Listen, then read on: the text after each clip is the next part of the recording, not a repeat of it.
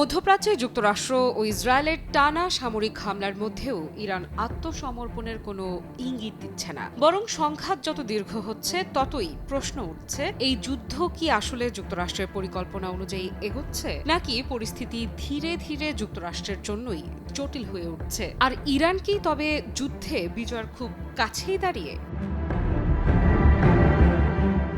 সাম্প্রতিক সময়ে এমন ইঙ্গিতই সামনে এসেছে যুক্তরাষ্ট্রের ভেতর থেকেই। প্রেসিডেন্ট ডোনাল্ড ট্রাম্পের কিছু উপদেষ্টা নাকি ব্যক্তিগতভাবে তাকে এই যুদ্ধ থেকে বেরিয়ে আসার পথ খুঁজে দেখার পরামর্শ দিয়েছেন।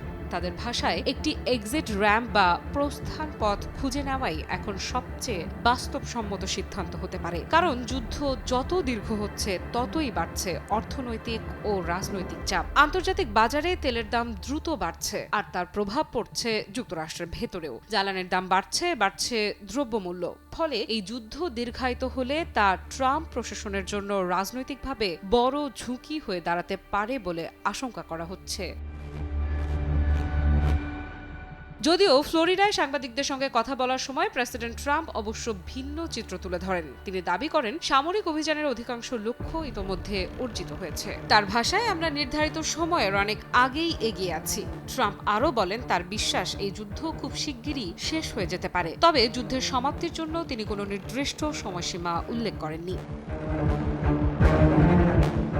একই সঙ্গে তার বক্তব্যে আরেকটি গুরুত্বপূর্ণ ইঙ্গিত পাওয়া গেছে। ইরানের জনগণ যারা বর্তমান শাসনের বিরুদ্ধে বিদ্রোহ করেছেন তাদের সহায়তা নিয়ে প্রশ্ন করা হলে ট্রাম্পের উত্তরে বোঝা যায় তিনি এখন দ্রুত যুদ্ধ শেষ করতেই বেশি আগ্রহী। নেতৃত্ব পরিবর্তনের জন্য দীর্ঘমেয়াদী চাপ অব্যাহত রাখার বিষয়টি তার অগ্রাধিকারের তালিকায় নেই। ট্রাম্প বলেন, যুক্তরাষ্ট্র এমন একটি ব্যবস্থা দেখতে চায় যা বহু বছরের শান্তির পথ খুলে দিতে পারে, কিন্তু যদি সেটা সম্ভব না হয় তাহলে সংঘাতকে দীর্ঘায়িত না করে এখনই বিষয়টির ইতি টানাই ভালো।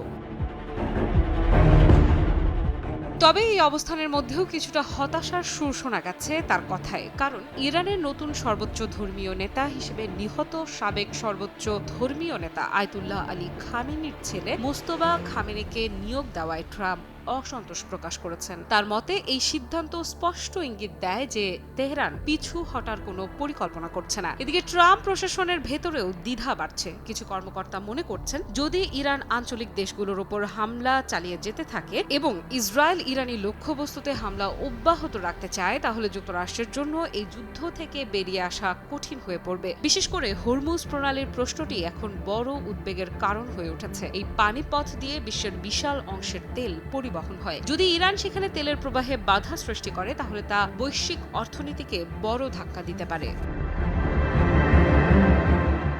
ট্রাম্প নিজেও সতর্ক করে বলেছেন, যদি হরমুজ প্রণালীর তেল পরিবহন বাধাগ্রস্ত হয় তাহলে তিনি ইরানের বিরুদ্ধে সামরিক হামলা চালিয়ে যেতে প্রস্তুত। তবে বাস্তব পরিস্থিতি নিয়ে প্রশ্নও বাড়ছে। যুক্তরাষ্ট্র ও ইসরায়েলের অবিরাম যৌথ হামলার পরও কেন ইরান আত্মসমর্পণ করছে না, এই বিষয়টি নিয়েও নাকি ট্রাম্প মাঝে মাঝে বিস্ময় প্রকাশ করেছেন বলে জানিয়েছেন সংশ্লিষ্ট সূত্রগুলো। এদিকে হোয়াইট হাউস অবশ্য এসব খবরকে পুরোপুরি উড়িয়ে দিয়েছে। প্রেস সেক্রেটারি ক্যারোলিন লেভিট বলেছেন, অজ্ঞাত সূত্রের উপর ভিত্তি করে তৈরি এসব প্রতিবেদনে অনেক আজে বাজে তথ্য রয়েছে। তার দাবি, প্রেসিডেন্ট ট্রাম্পের শীর্ষ উপদেষ্টারা সপ্তাহের 7 দিন দিনে 24 ঘন্টা কাজ করছেন অপারেশন এপিক ফিউরি সফল করতে। এই সামরিক অভিযান কবে শেষ হবে সেই সিদ্ধান্ত নেবেন একমাত্র সর্বাধিনায়ক। JBS holdings limited.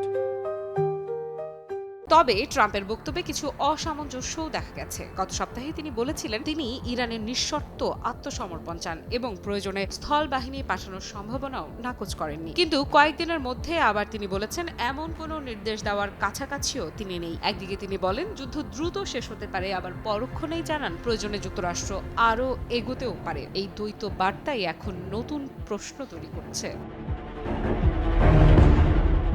আফরিদা Ifra, news 24।